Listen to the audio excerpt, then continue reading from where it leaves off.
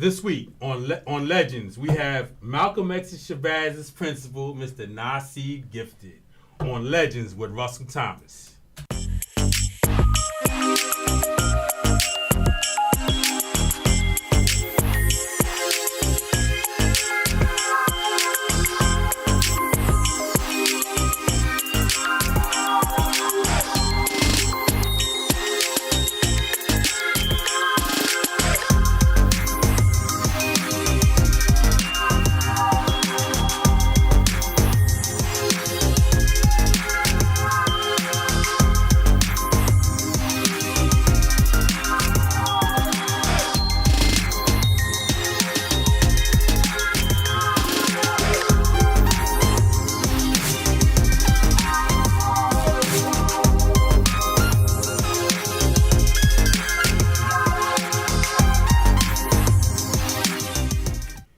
And we're back here at 135 French Street, that Hub Life Radio. We got a special guest in the building today.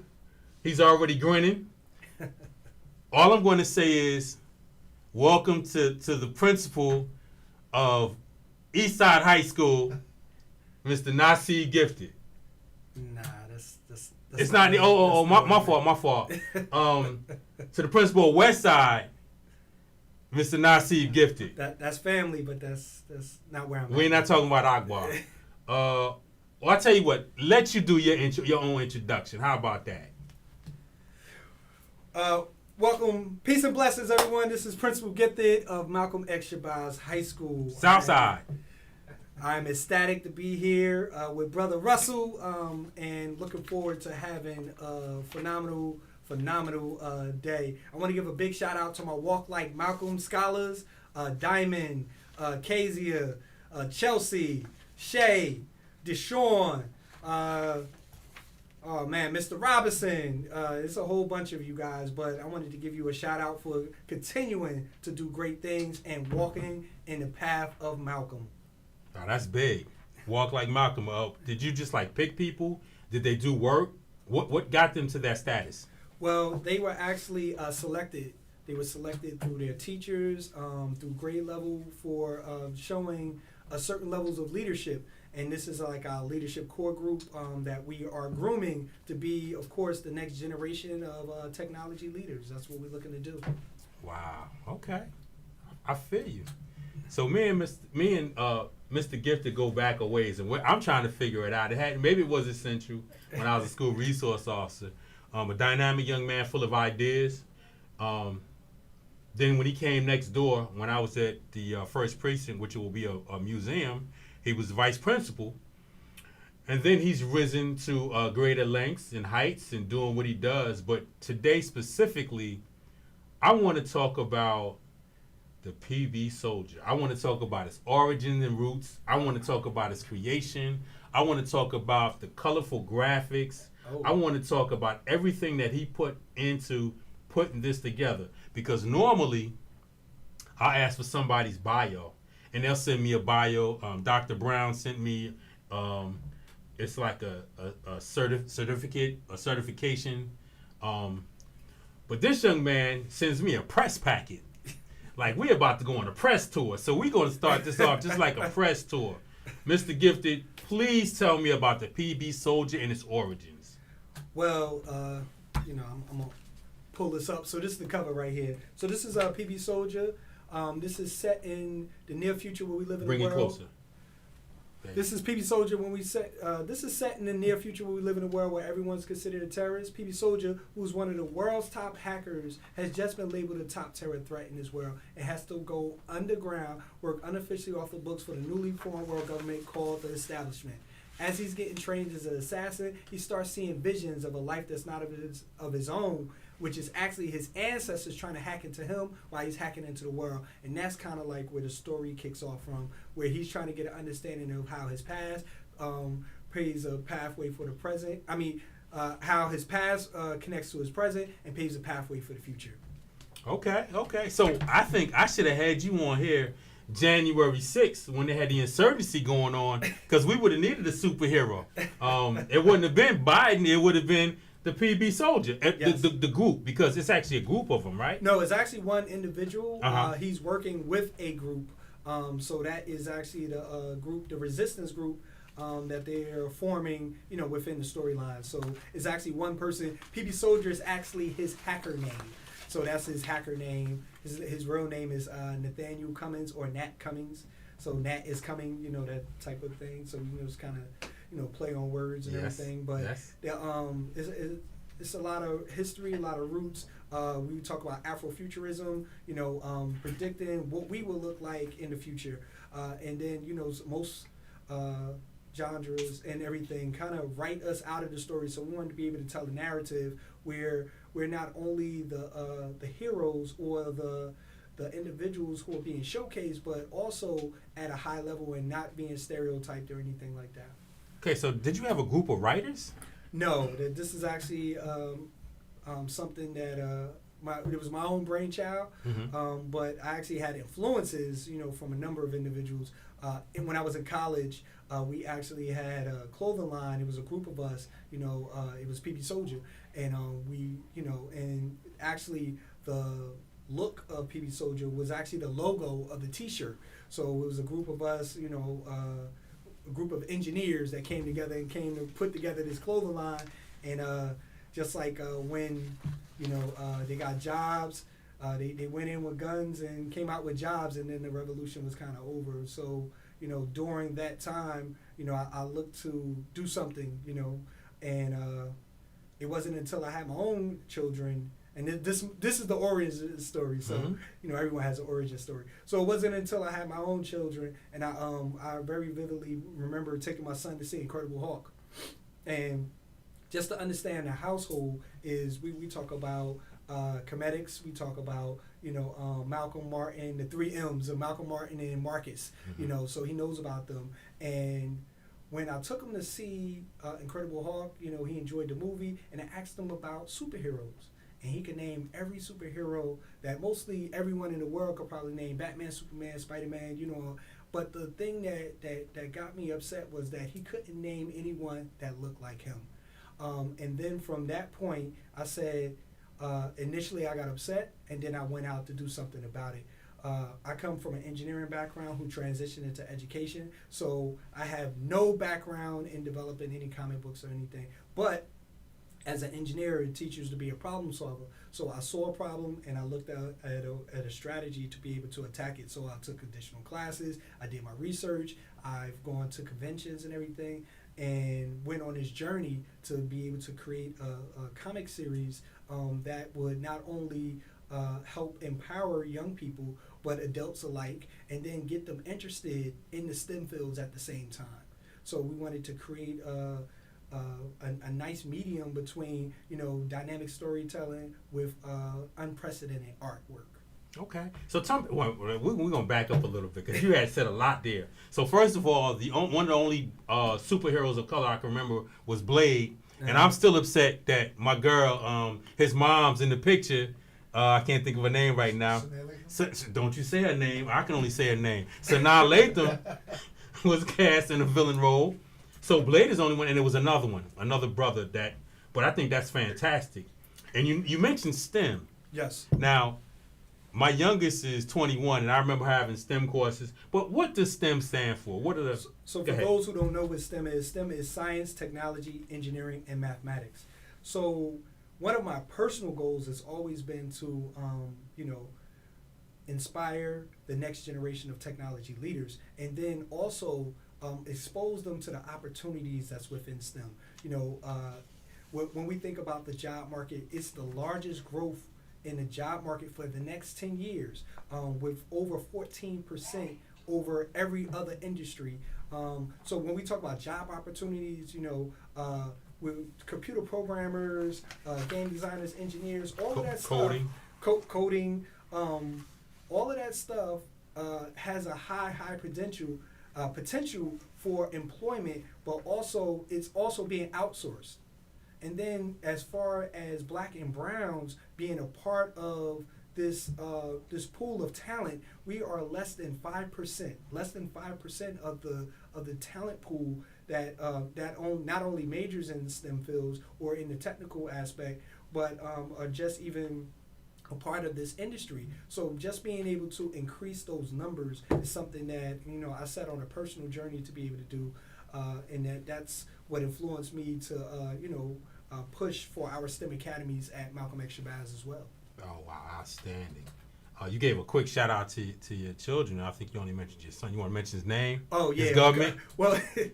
Well, I when I say my children, my son was the first influence, but I also have a daughter. So I have a daughter. So my son my son Bakari and my daughter Layla. I want to give them a big shout out. And definitely, my mom was a big influence. She the one that gave me the work ethic. She's the individual who I saw work really hard. We were 4 individuals, and she was a single parent.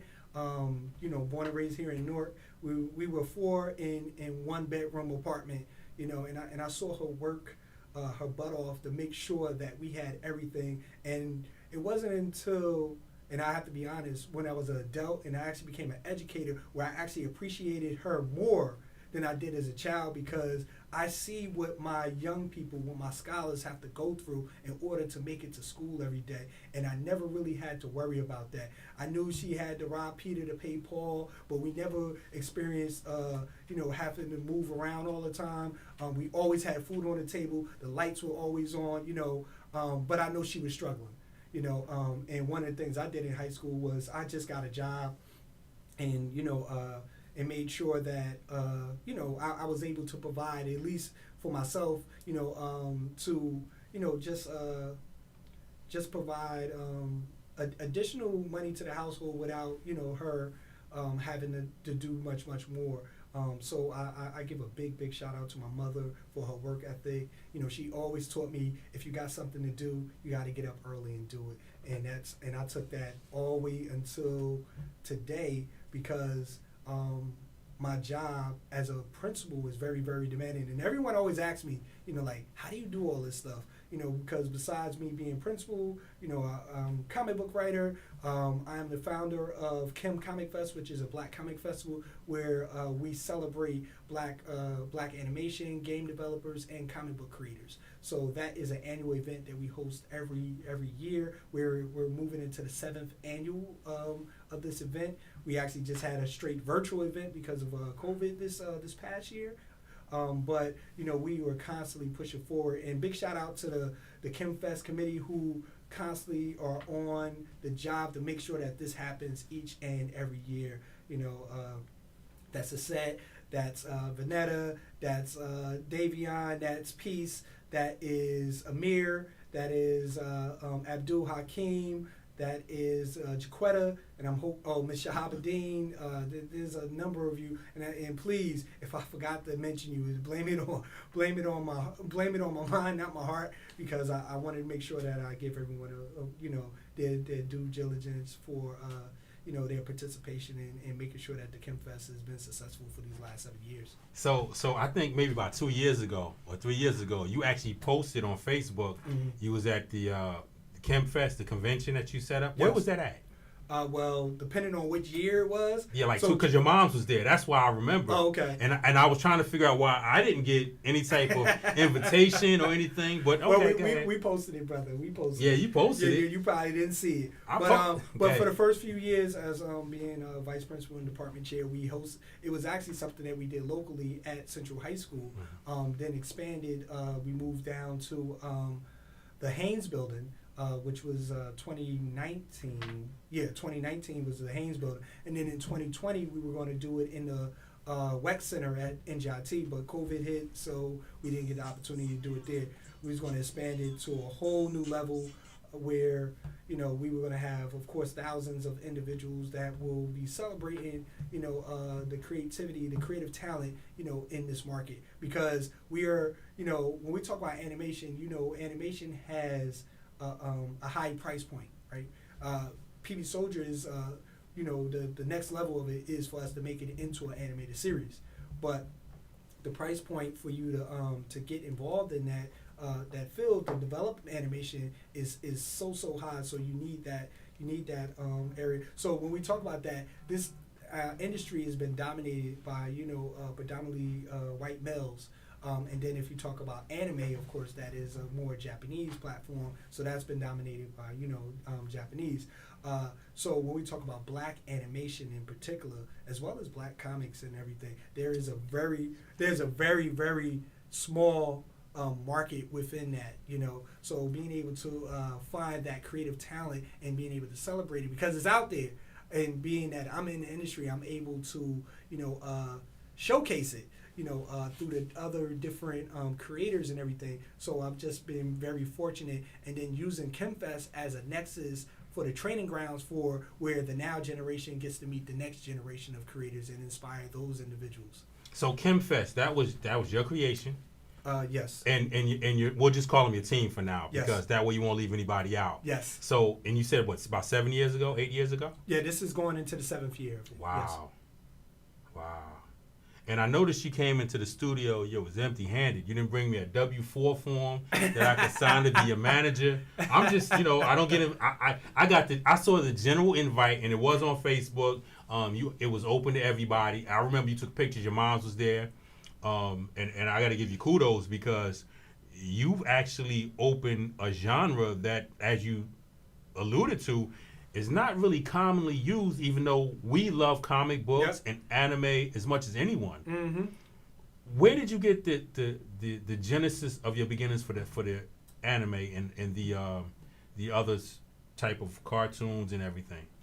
Well, I mean that's from my upbringing, right? Mm-hmm. So growing up watching Saturday morning cartoons, that was my inspiration for that. So we watched Saturday morning cartoons, watch martial arts at 12 noon, and then we would go outside and play all day, right? But the one thing that I noticed with all of those, things that we were watching is that, once again, there wasn't enough representation. There wasn't anyone that looked like us. They did have the Jackson 5. They did have the Fat Albert. They did have the Globetrotters. But that wasn't the dominant thing. That was the the late 70s with that. And then, of course, when you went into the 80s, there was a whole plethora of all of these He-Man, G.I. Joe, Voltron, all these other brands that came out and everything, and it was all centered around a toy, which when you understand the industry, it was all about how to sell toys. But they've become stockhold or brand names that has lasted from generation to generation now. And when my children actually look at this stuff that we've been watching in the 80s and everything, they're like, well, how do you know about that? Well, this is what they had out when I was a kid. They just recycling it and bringing it out for you. But once again, they didn't have anyone that looked like us, and seeing the representation in that, there wasn't enough black writers in the rooms, enough artists. There was a sprinkle of them, working in the big three, your Marvel, your DC, your Image, and everything, but there wasn't enough. We actually have more individuals in the creative rooms, that are, telling stories and everything now, ever since the whole, I call it the Black Panther phenomena, but there is a number of individuals that I'm associated with who's been doing it for years, and just want to give big kudos to them, because those individuals at Milestone, Dwayne, Collins, and his group of individuals, Mike and all of them, they came up with Static Shock and and all of the other stuff within Milestone, and now they're relaunching the brand with Reginald Hutland. So that's big. Yeah, so that is definitely big, and they already have the distribution deal with Warner, who owns DC. So that's phenomenal. But there are a number of independents that are doing some phenomenal work as well. We are definitely trying to make our mark as well. And then the main thing with all of this is about ownership and legacy, and being able to do you know how old Superman is? Dude, I remember Superman was in black and white, but his actual origins, I want to say, the 20s? I believe the 20s. And then, of course, it got a lot more popular in the 40s and everything, around, World War II and all the other stuff. But, yeah, we talk about 80 years old. So the people who created that, it's outlast them. You know, so looking to establish something that will outlast myself and hopefully be a legacy for my family to, you know, to live with for generation to generation to come. And then, as you know, I'm a big I like Batman, you know, and you know they keep reinventing that story every 7 years, you know, and everything like that. It makes money. It makes money, you know. If it ain't broke, don't fix it. There you go. That's how it is. So I mean, but that's a part of the business that a lot of people don't know. You know, you just want to get to a point where you will have the opportunity to not only have your brand outlive you, and then there's a number of other opportunities that come from establishing, you know, a tight brand and everything, and that's what we're looking to do with PB Soldier. So along with my W-4, I understand it's copyrighted. Yes. It sounds like you brought Wakanda to Newark. Well, and that was one of the things that we did with KimFest. So we knew we had to educate the community. We had to educate the community on these Comic Cons. So I went to my first Comic Con in probably 2009, 2010. And when I went there, you've been there. We've gone there, and I know you've gone to Jacob Javits Center for a number of events, right? Absolutely. So I've gone there for the Black Expo. I've gone there for the car show, the Sneaker Con, all of this stuff, right? So when I went to Comic Con, the experience was so different. I mean, when you get there, the line was wrapped around the block before you even get in the building, and I said, "Wow, like all these people." I'm talking about black, white, Chinese, everything. Everybody's there, young, old, you know. So it crossed so many genres of, so many classes of individuals and everything. So I said to myself, if I could get not 10%, 1% of this market, you know, would be set for life. So that business model and being able to insert yourself into that, you know, would be super phenomenal. So from that point on, I knew that is something that I wanted to do, and of course that was a part of my research, a part of my journey.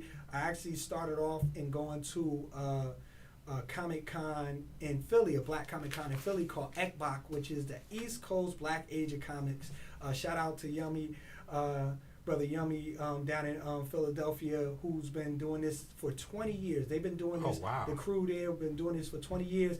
Actually, he's an elder, and when I looked to do KimFest, I asked him for the blessing, you know, because and the reason that we did KimFest in Newark is because I went to all of these different conventions, and I said, we don't have nothing like this in Newark, in New Jersey, in general, you know. So I was going to Detroit, I was going to Atlanta, I was going to Philadelphia, I was going to Baltimore, I was going all over the country for these different Harlem. Harlem has one of the largest, called the Black Comic Festival at the Schomburg, and it's a phenomenal event. And I said, we need to be able to do something here in Jersey, and that's where the birth of KimFest came in. And like I said, I had to get the blessings from the good brother to make sure that, you know, we were able to, you know, just put this on. He gave me the blessing, and 7 years later, we still pushing forward. So we got a picture here. I want to see it. Can you see it? Yes. Through Florida? Yes. Explain that. Is that in Eastside High School? No, that's not. No, that's at Central High School. Oh, that's Central. Your old school. What was going on there? You about to take over for the Prince? Yeah. Well, I'm a comedic warrior. I'm actually a pharaoh in that picture. So KimFest is short for Kemet, and Kemet, you know, represents. It's the word, of course, of Egypt before the Greeks came and conquered and changed the name. So Kemet is the original name of Egypt. Oh, see, you learned something new. See, I always thought Egypt. I always saw Cleopatra, Elizabeth Taylor. You trying to tell me that in the hot African sub-Saharan desert, yes, it's not Elizabeth Taylor types living out there? Oh no. They're definitely darker than me and you. And as you notice, the features of the individuals, because you know their artwork is always 3D, not 2D, and there was somebody, I don't know who this person was, but he got paid a whole lot of money to walk around with a chisel and chop off noses and break lips off of these statues and everything. So let me just tell you a little something. So I, in my former life when I was much younger, when I was doing what I was supposed to do, how I was supposed to do in the military, I got sent on a they call it TDY, temporary duty assignment. Mm-hmm. And the TDY means you going to another land and you're going to live. It was actually the prelude for Desert Storm. Okay. It was called Bright Star. And we heard actual Egyptian scholars tell us what happened to the Sphinx. Mm-hmm. How one of the invading armies had the cannon shot at the Sphinx to blow the nose off. And they tried to disfigure, because we all know the people in the desert, the cradle of civilization, is in Africa. Yep. No matter how many times you try to deny it, the Tigris and Euphrates River is in Iraq. Iraq just happens to be, if not the largest, one of the largest continents there are, that's still Africa. So the cradle of civilization, Kemet, is in Africa. Yep. So we got we have Naseed gifted, principal, editor, arranger, writer, director. See, Adrian know what I'm about to say. New client of Russell Thomas Promotions, a subsidiary of Community Policing Solutions. Mr. Gifted is telling you the origins, and I'm looking at the artwork. Who did the artwork? I'm looking at. Hold on, before you, and this is an adult show, but I just want to. You have a female warrior on here. Yes. That has on all leather. What is her name? Well, there's a number of female warriors within here. That is Jason.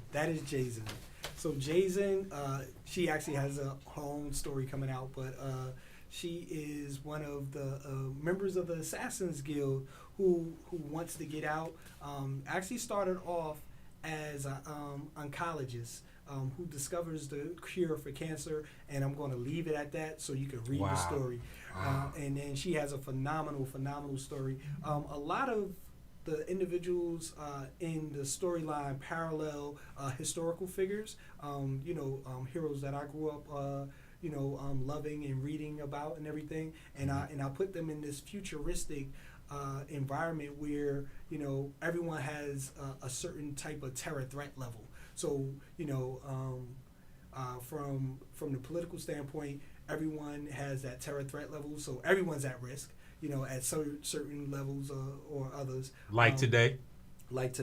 And then, you have what we call IDS, which is Identification Database System, where you have a card that allows you to swipe in and out of all buildings and everything. So, and that's also used as currency. So this is where you keep your credits. This is where you keep your ID. So you have this universal card. I was going to do the microchip, but remember my origin story when I actually officially started writing PB Soldier was in 2008. And, of course, it's 2020 now. So the future that I that I was writing about, I knew about it then because actually we studied this in college. So they called them the digital angels, and they were using microchips back then. They just kind of marketed it to animals, being able to keep track of animals. The chips. Yep. But now, of course, they are doing it. They are having chip parties and stuff like that for various corporations and stuff.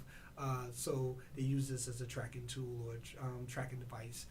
So that is something that I speak about in this storyline. Wow! Listen, so in 2008, you're getting ahead of your time.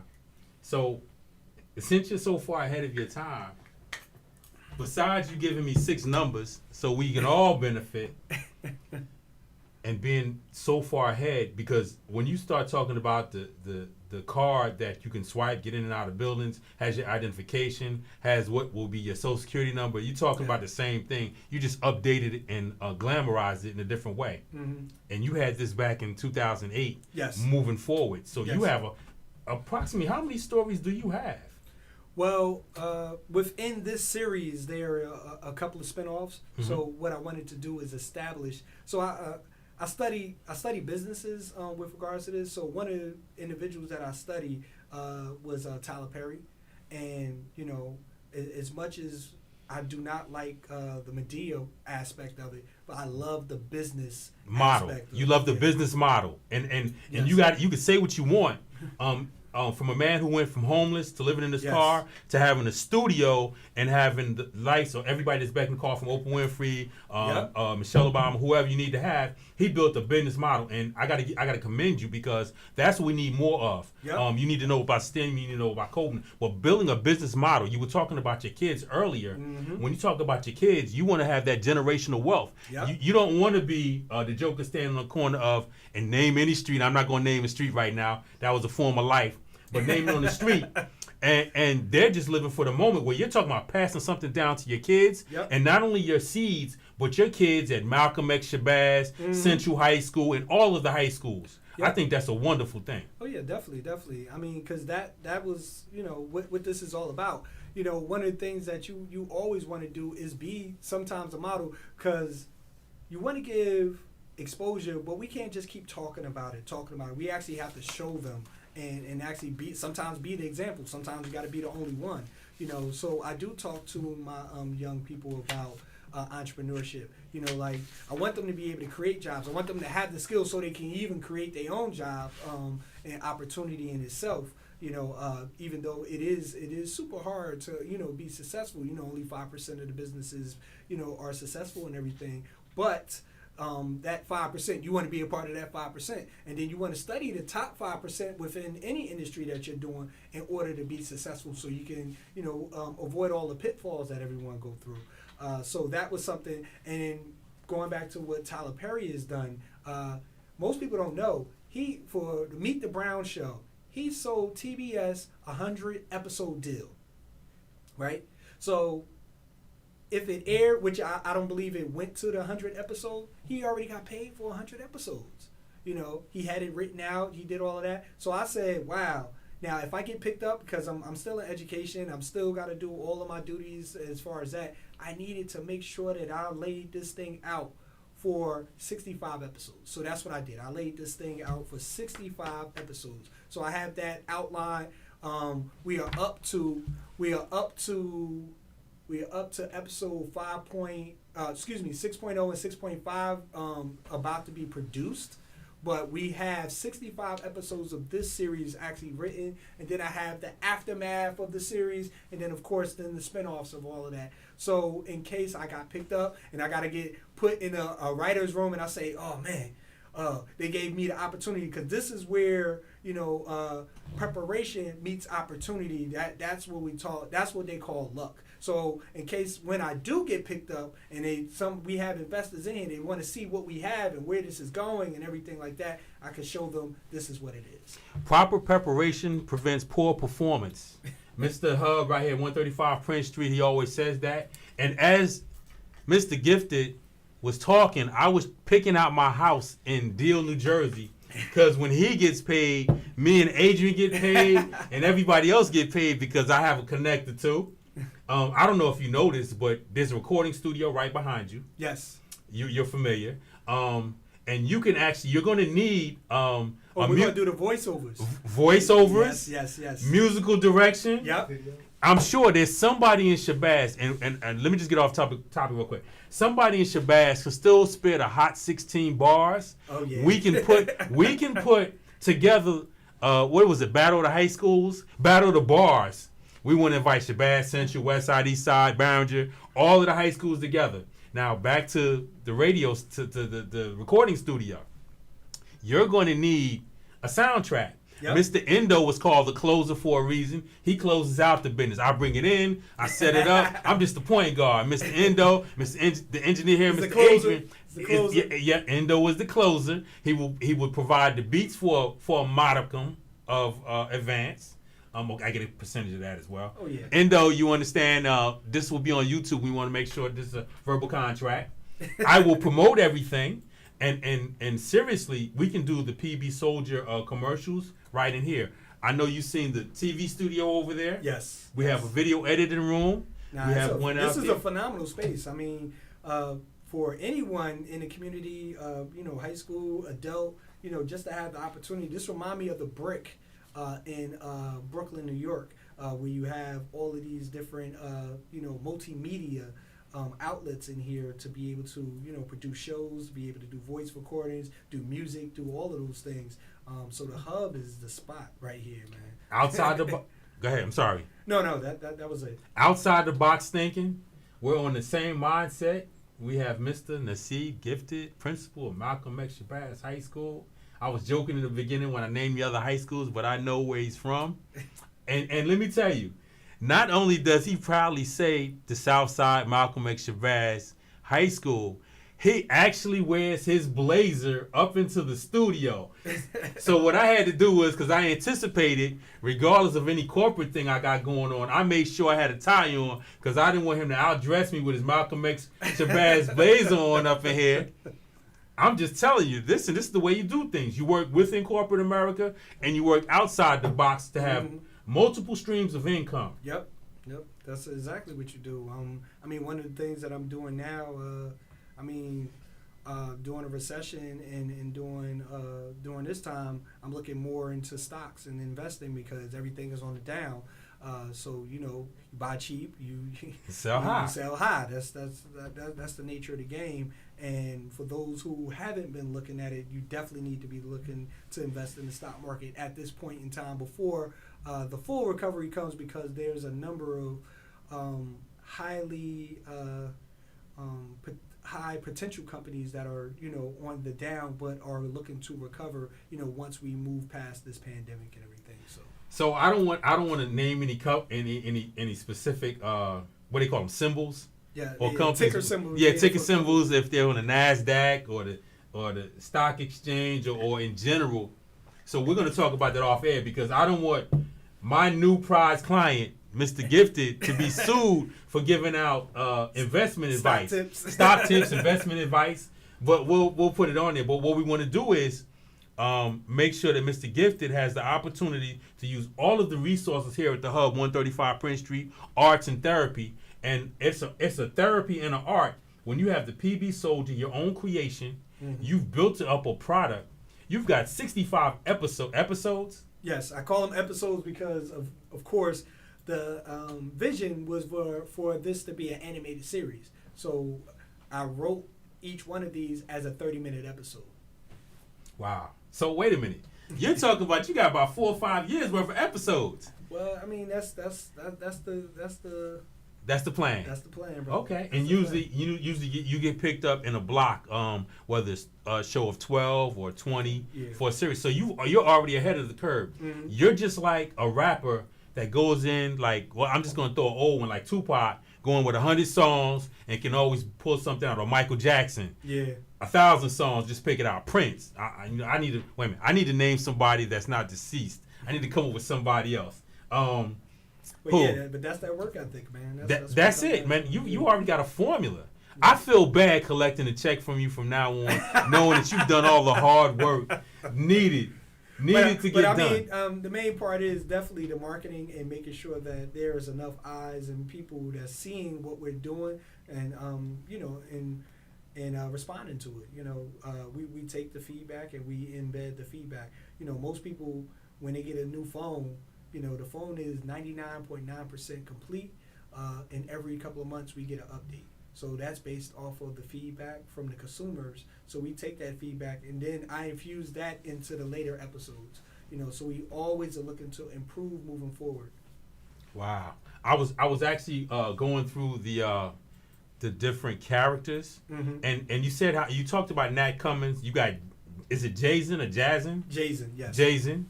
Resistance member. Yes. You got Richard Amen. Yep. You got to tell me about Amen. Is it we going comedic again or what? Well, yeah, Amen is definitely represents the hidden one. So when we talk about Richard Amen, he's a corporate exec who profited off of fear. But in the world of PB Soldier, there is no good versus evil or anything. They're just individuals, and it depends on their motives. So everyone has good and, what we say bad in them. It depends on their moral compass. So Amen, of course, profited off of the fear of terrorism. He developed the security company that developed the surveillance system for the whole establishment. But used his political pressures, and that's how he moved up in the ranks. But So with that, he sits on boards. He sits on a number of boards, and and because of that, he has influence. And from there, you kind of like take the story of how's he used that influence to improve or make his empire that much more powerful. So let me tell you, in the press kit, Amen, or I mean, however it's pronounced, he has an age, and on the actual press kit, it has his height. It literally, I mean, you start getting into depth. It's got his birthplace and his skill. Tell me about his skill. You just alluded to it, but tell me more about the skill, because I want to learn the skill. What's the skill? Well, I mean, he's a master manipulator. That's one of his main skills is being able to leverage. Growing up in Washington Township, USA. That's where we had him growing up. But he didn't come from a privileged background, but actually was able to use his complexion connection to navigate through, and then use that to build his empire. So when you take an individual like that and give them a certain level of power, and then how he uses or abuses that power is the makeup of that character there. So he's really the silent assassin who doesn't leave any fingerprints, sitting on boards. He's helping make the decisions. Mm-hmm. He's moving the compass without you actually seeing him do it. Yep. That's a silent assassin right there. Yep. Then you have a chieftain warrior, Diallo. I pronounce? Yes, Diallo. And he was actually, the name actually comes from, and like I said, there's a lot of historical pieces to it. Mm-hmm. He's actually one of Nat's first ancestors who was brought here to the Americas. So he's his first African ancestor that was brought to the States.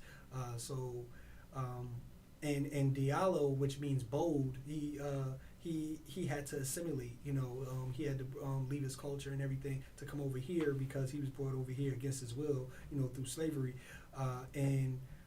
Part of his story and his journey is something that parallels what goes on today within Nat's life. And one of the things that I wanted to do with the ancestors' story is show how we are in a constant cycle, a generational cycle, a generation after generation after generation, constantly going through this cycle. And what Nat is going to have the opportunity to be able to do is be able to break the cycle, because he's actually going to have guidance and actually going to be able to see these things that's happening. So, generally from a African American standpoint, we are missing a lot of our history and culture. And because we are missing that, we generally repeat the same things over and over, generation after generation, until someone actually stands up and breaks the cycle. Wow. Let me ask you, you have a secondary characters, Blue Steel. Yes. And why I like that is it's the name of my oldest daughter in their Destiny. Mm-hmm. Tell me about Blue Steel. So Blue Steel is our response to education reform. So when we talk about education reform, me being an educator and everything, I thought about my students, my former students, because they actually are modeled after my former students, the whole characters and everything. Everyone's kind of got someone in mind, but the look and everything. So they're modeled after my former students, and my son is actually the leader of this prodigy. So it's what happens when you have intelligent young people who have nothing to do. So what they do is they cause chaos, but they cause chaos in a technical form. So they hacking into systems, they are controlling the power grids, they doing all of these different things just to have fun, because they don't have these outlets to be able to showcase the greatness that they have. Wow. Outlets like what we have here, 135 Prince Street, the Hub Life Radio. Got Russell Thomas here with Legends, with Principal Mr. Naseed Gifted, my newest and latest client. Already got episodes in the book. Adrian about to get paid. I'm about to get paid. Mr. Best about to get paid. Let's work it out, man. Listen. Everything's possible. We have this entertainment media mogul. I don't know if you know, here at the Hub, they actually have a distribution deal. So that's, I didn't know that. Yes, you learned something new. That's what I'm trying to say. We all trying to get a check up in here. We all trying to get a check. So all of that helps out. And in saying that, the comics. Is there a number of comics that you have? Like, you have different versions of it, or different. The spin-offs are already done, correct? The spinoff is already written. Yes. It's not in print. So in print right now, we just printed the graphic novel. This is 176 pages. This is actually a collection. So this is episode 1, episode 2.0, 2.5, 3.0, and 3.5, all in one book, as well as the first 10 pages of Jason. So the first 10 pages of Jason is in. I'm sorry, we actually wrote 2 prequels. So, 2 prequels is actually a part of this. So, I'm sorry. And I'm talking about all of this, and because we actually have a team of individuals that help put this together. Give them some love. So I'm the writer of this, but for marketing and production. So for marketing, we have Delonte Bass. Who? Brother Sunflower. Yeah, Brother Sunflower. Oh my goodness. Yeah, so Brother Sunflowers is a part of the team. So I got to give him a shout out. Vice President of Operations, that is Kaz Finney. He is a part of this, and then we have Abel Garcia, who's the chief artist on the book, as well as the colorist, which is Manliola Martinez. So both of them are out of Barcelona, Spain. Wow. You mean we're going international? Oh yeah, we're international with this, man. So I actually held an audition for the artist. Virtually, before it even was all this virtual stuff. I did a virtual audition, and Abel was the winner of that, and been working with him ever since for the last 8 years. Well, actually going in 9 years now, because we've been working with him since 2012. Abel Garcia, line artist, colorist, PB Soldier. Yep. So when you do the press kit, I'm gonna have a little spot up in there, little paragraph. I see you have a team, and that's highly commendable. And you've thought you had a business plan. Yes. That you started maybe prior to 2008. Yes. And then you've grown. And how far have you matured in your business plan? We exceeded the business plan. Need to really go back and update. Okay. I mean, we've updated various aspects of it, like when it comes to the marketing and branding and all of those things. But we definitely need to rework the numbers. Mm-hmm. Just understanding the business of, comic creation and everything. We were doing serials for years. So serials are those, what we call monthlies. We weren't doing a monthly, but the smaller books. Mm-hmm. But the profit margin, and that's understanding the business, the profit margin was so minute, that even though if we sold 100 or 1,000 books, it really just didn't make what you would think it would make, with the overhead? With the overhead and everything, from the artwork, from the books, from the actual book production, the shipping and everything else, because we weren't buying that amount of volume, so now that we have the graphic novel actually allows us to be able to have a better price point, and then wholesale. Because even with the serials, we couldn't even wholesale because we would actually lose money by wholesaling because of the actual price of the actual book. So we actually had to sell it direct. We had to do direct to market selling of the actual serial books.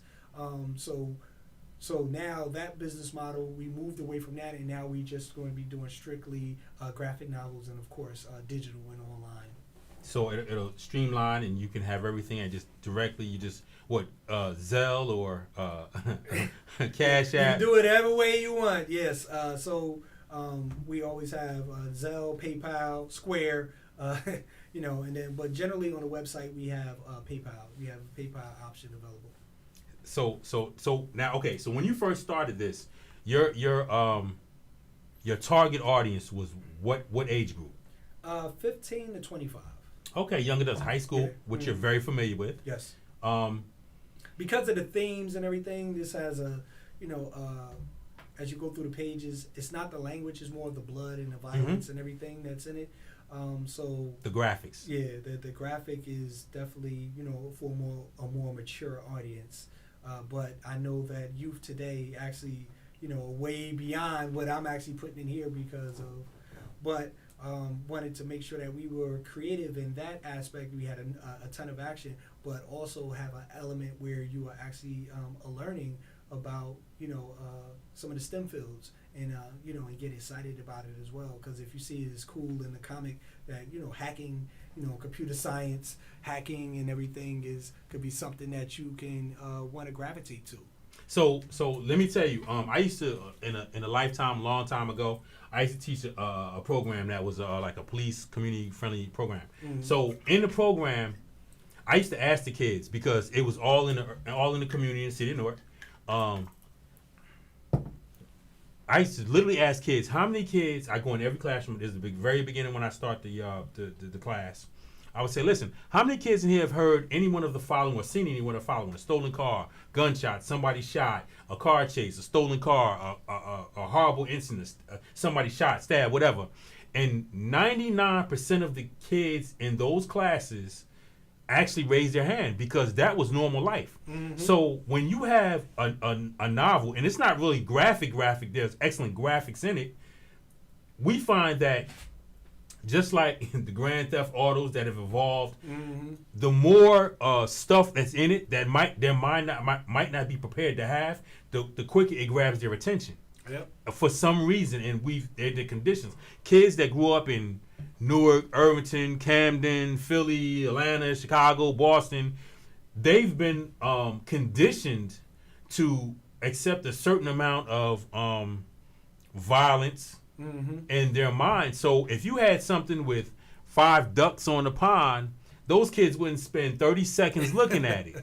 But if you got the kid on the pond, the duck on the pond, driving a 2020 Range Rover, he can't see over the dashboard. Everybody's glued to that, and they're used to it.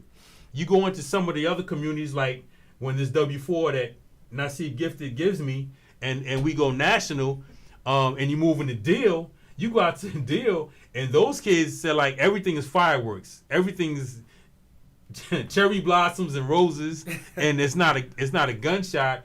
It's a firework. Mm-hmm. So you've targeted an audience, and I'm looking through the color in it, and I'm blown away. I actually saw this. I think we talked about Mr. Gifted coming on maybe about a month and a half or 2 months ago, and he actually got at me. I was in the man cave, and I'm going over some work. I was putting together a proposal. He goes, "Yo, I'm ready. What's up? You ain't sent the invite. You ain't." And I'm like, you know what? You're right. And this, just like the PB Soldier, this whole facility is going through evolution. Mm-hmm. And case in point, when I had my former job, I sat in this corner. I'll show you a picture after, where I was interviewing somebody. This was actually a radio station, but it didn't have walls. It was a different setup. And the young lady was like, "Well, listen," and she's a good friend. She's a good friend of that Hub Life Radio. She says, "Listen, you come on here, and we give you your own show." And I was devastated when whatever happened, she left. So as I was sitting in the spot. I was actually sitting over there where that chair is, and I'm sitting because it was a big banner right here in the corner. And Mr. Hub, Tariq Best comes in and goes, "Yo, dude, don't worry about it.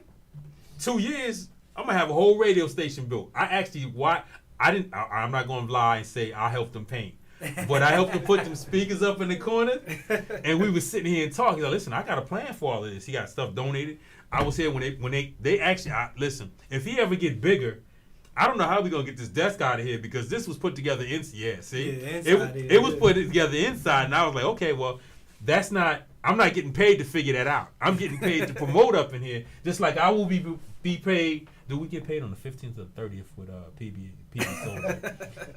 I want to know this now, because I'm going to actually promote and put it up there and have the pictures and have Naseed Gifted, and maybe we can have some of the MX Shabazz scholars. Yeah, Malcolm. Oh, you talking about my Walk Like Malcolm scholars? Walk Like Malcolm scholars come in, maybe promote, do some voiceovers. Yeah. Or actually do some of the characters. Maybe that's an incentive. Mm-hmm. Ooh. They already asking me. Listen. So when they see this, Oh, wait a minute. So now we got a competition. I mean, I cook. I can see him passing by every once in a while because he live in a gated community, so on. So and I can talk about him because I do know him, and I can throw a rock that'll land on the pickup truck and drive 18 miles and still hit his house. But that's neither here nor there. You've laid out a gauntlet. You got your series going. You got your kids involved in it. We're gonna have the battle of the bars from the high schools. We gotta put that together post-COVID because we ain't taking no chances. Oh yeah, definitely. You've laid out quite a bit of plan. I could, marketing. I'm not. Listen, first of all, I never went to college. This is for the camera. I was in the Air Force. I was lucked up to do well on a certain test and have a career out of it, and then turn this into whatever it comes into. But I just found my new niche. Promoting the PB Soldier, hit the buttons because I want to be on both cameras. Because the more it hits YouTube, the more Naseed can Zelle, PayPal, Cash App. Because we ain't got to talk. You just, here you go. We're going to actually, when we leave here, we're going to go to the marketing department real quick and talk about maybe we have the voiceover. You can have to do the voiceover for Nate Cummings coming soon. It's funny, you mentioned Batman. Batman, if you're out there listening, I gave you a standing invitation to come in. Batman actually retired, but once in a while he comes out of retirement. Oh yeah. So he actually has a standing invitation to come through. We had some other characters, but I don't think they performed too good in a certain marketplace because sometimes they took some anatomically incorrect ways to add and enhance their features. So but the PB Soldier is actually I think is perfect for his marketplace. It's driven. He has episodes already written. This is gonna be man. We got it all together, man. And the part that most people don't know is called the awakening.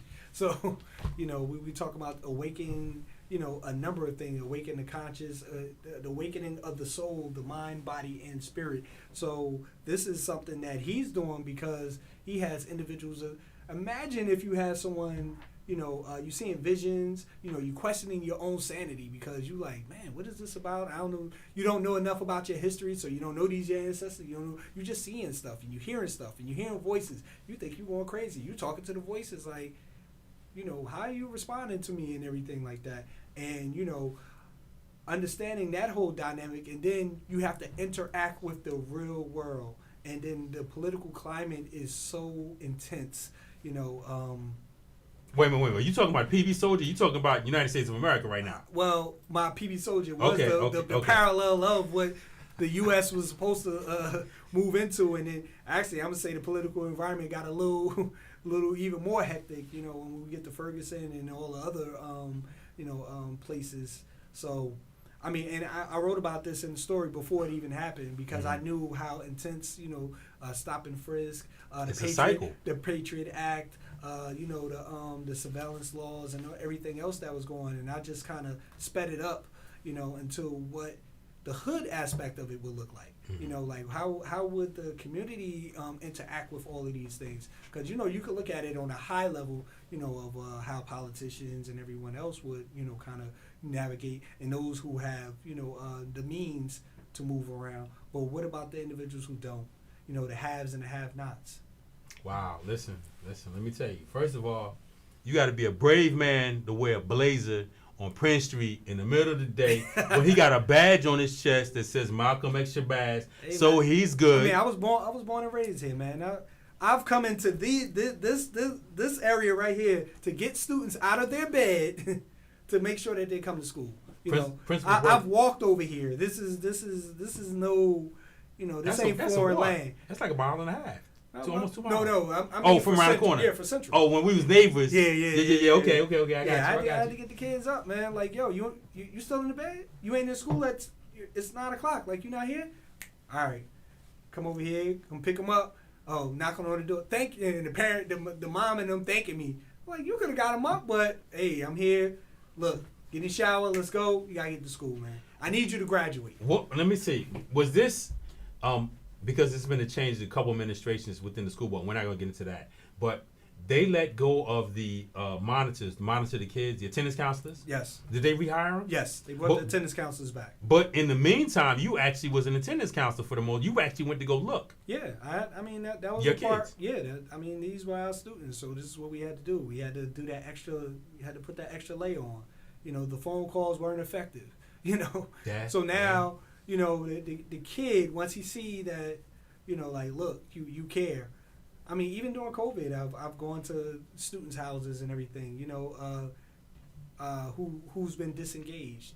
You know, you just gotta do that extra layer of support sometimes in order to, you know, first let individuals know that you care.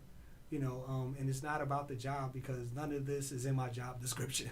You know, but you just know that what's going to be the next level for these individuals. You know, because either you work with them or they'll be working against you later on in life. And that's always been, you know, how I looked at it. And then I always look at it like, who's going to pay our Social Security? Who's going to pay our Social Security?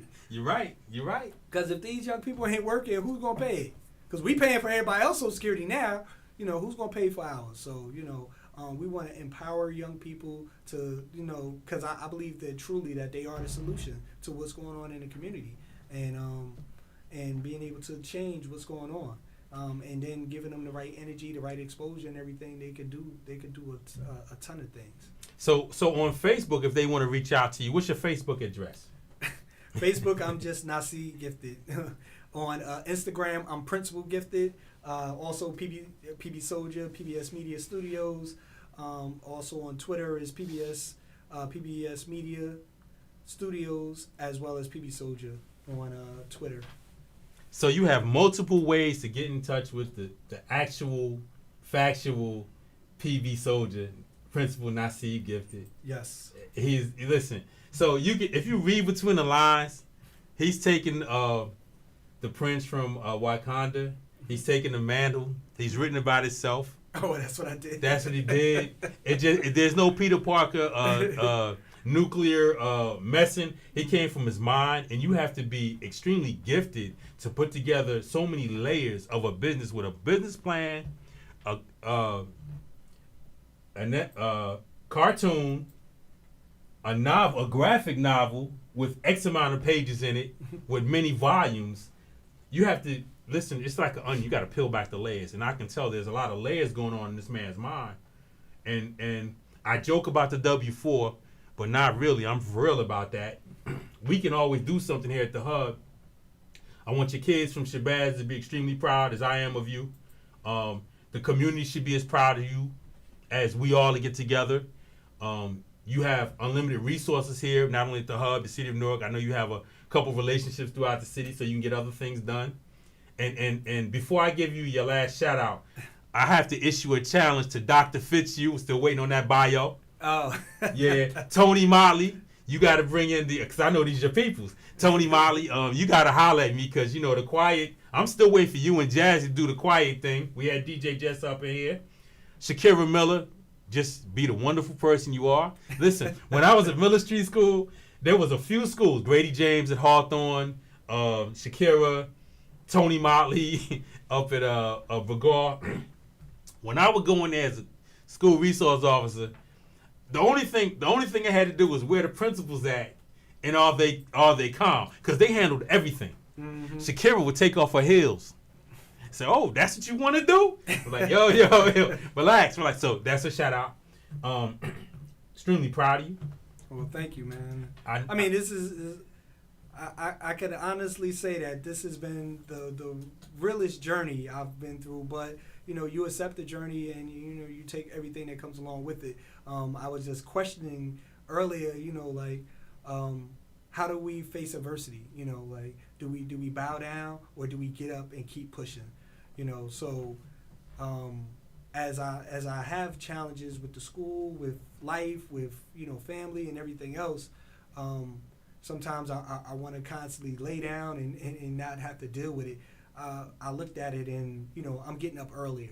I'm getting more hours in to be able to attack it. So that's how I'm going. And then I told myself I'm going harder. So I mean, you may see me on Instagram or Facebook, and I'm doing my messages the message of the day, for my scholars to reach out to them.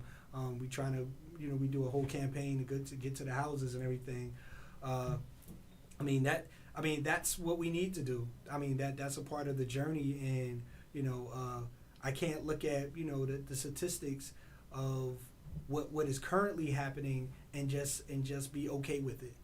And then that's the overachiever in me. I remember in high school, I made the JV varsity squad in science, right? Mm-hmm. And I'm not even sure how I made the team, to be honest, because I was left-handed, and I think the coach only saw me when I was making my left-hand layups, because that's all I could really do. That's all I could really do was make my left-hand layups. And I only say that because, if you know basketball, of course, it's 5-on-5. Mm-hmm. So I'm on JV. It's 13 players. I was number 13. Mm-hmm. So you being number 13, they got the A squad and they got the B squad. And I got to get subbed into practice. Mm-hmm. I got to get subbed into practice. That's how bad it was. I'm getting subbed into practice, right? But I learned a valuable lesson during that whole time. First of all, I said I will never be the sorriest individual on any team that I'm a part of. So I worked my butt off. I worked out during the summer. I went to camps. I did all this stuff. So by the time I got to my senior year, I was one of the top players.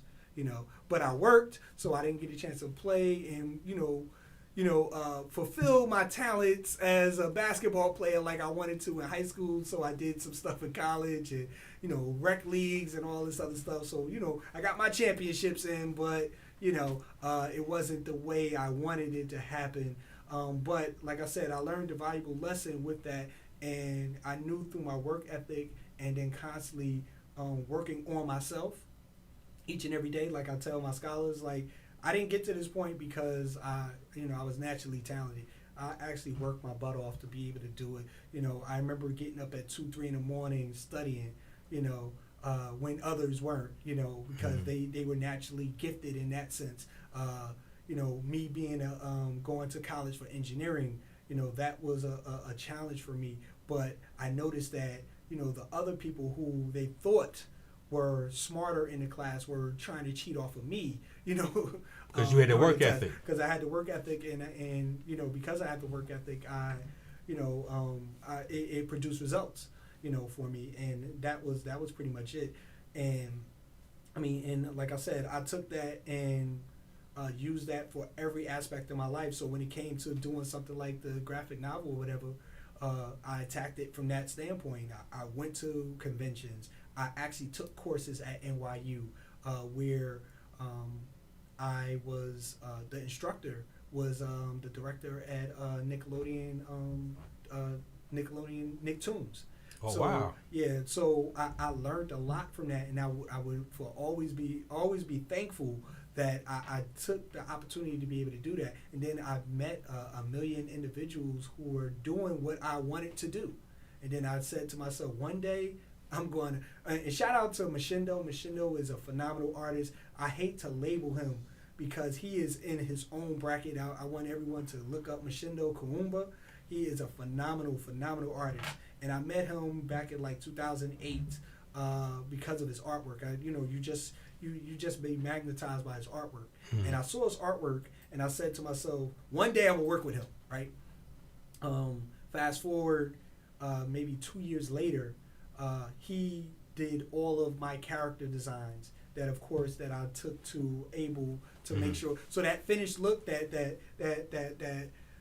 look that you're talking about with Jason, that was Mashindo. Mashindo designed all of that, and because of that, he defined the look of PB Soldier's characters, and that's why it got the richness, the uniqueness that we wanted to have. Because one of the things, from a business standpoint, that we wanted to do is we wanted to be able to put this up against a Marvel or DC comic, and you make a choice. You're like, oh, I don't really know about this title, but it looks good. Let me check it out. Let me check it out. We didn't want it to be bootleg. We didn't want it to be, any, lesser quality as they already tried to associate with, anything that we do. But we, everything that we're looking to do is, a part of excellence. And that's something that I try to model and make sure that, we have. And then we actually created our own logo. So STEM Inside. So oh wow, that I didn't even Inside. catch that. Yeah, so STEM Inside, that is our own brand. So just like you have Intel inside, we got STEM inside of this, and that's our own brand right there. So along with you,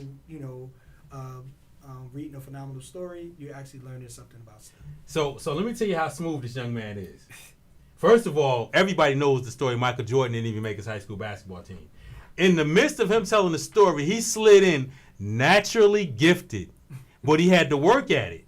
So you naturally became gifted because you were working. Yes. Oh, you were smooth, but I caught it. It took me a minute. I was like, no, he didn't. He just slid that in there. Is there anybody you want to holler at before we get out of here and leave on and go on to other places? This is your opportunity. Give them some love. Well, I want to give a shout out to my scholars at Malcolm X Shabazz. I want to give a shout out to the phenomenal staff that goes hard for these young people each and every day. Big ups to Newark, New Jersey, Brick City, who helped raise this young man to be an individual that is looking to empower the next generation of technology leaders. And I've been getting a lot of support from, the community, but my family is one of my biggest supporters. So, my mother, my sister, my brother, my 2 children, even down to my ex-wife and, my former partner, Aset, who's been phenomenal in making sure that, I continue to push forward. Listen. Sounds like we got multiple streams of income coming.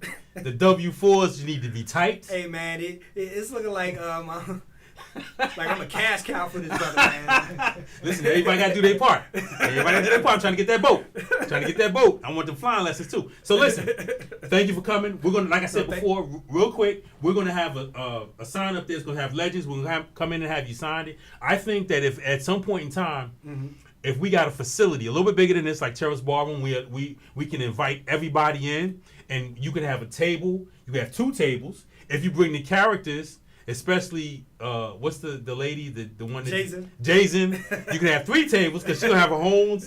She's gonna be signing her own stuff.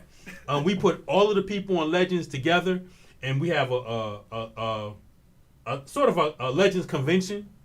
Your name is up there. I want to say thank you for coming. I want to say it's been a pleasure. We ran a little bit over, and I know you got to go. The good thing is you don't travel with a press secretary, so I don't have to have them poking through their way through the glass, or a team want to say, yo, we missing the next thing. You've been patient. I want to say thank you. Any parting words? My only parting words is, when you want to come up with something, you need to do 3 things. You gotta conceive it in your mind, believe it in your heart, and achieve it with your hands. So conceive, believe, achieve. And remember, stay focused and always resist. That'll conclude this week's version of Legends with Russell Thomas. We have the gifted, Naseed gifted, Principal Malcolm X Shabazz, creator of the PB Soldier. Once again, it's all love. Stay masked up. And we out of here. I'll see y'all next week.